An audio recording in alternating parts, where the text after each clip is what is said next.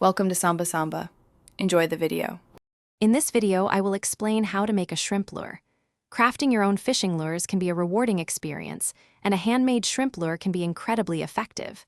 To begin, you'll need a few key items. Grab a small block of balsa wood, roughly 3 inches in length, which will form the body of your lure.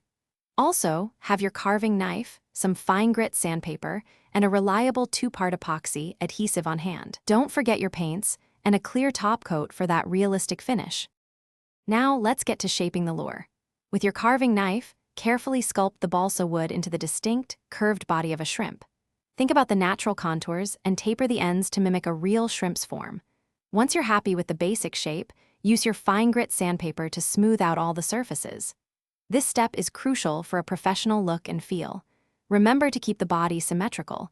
This ensures your lure swims correctly and attracts more fish. With the body shaped, it's time to add some crucial elements. First, insert a small lead weight, approximately 1/8 of an ounce, into the hole you drilled earlier. This provides the necessary balance and sinking action. Next, apply a base coat of light-colored paint, perhaps white or a translucent shade, and allow it to dry thoroughly.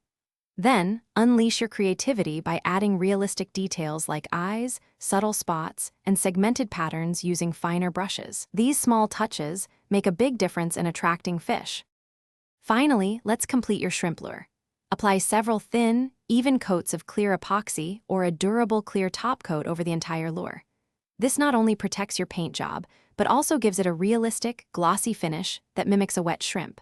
Once cured, attach 2 small treble hooks to the underside of the lure using strong split rings. For an extra touch of realism, consider adding a small, flowing tail made from synthetic fibers or a feather.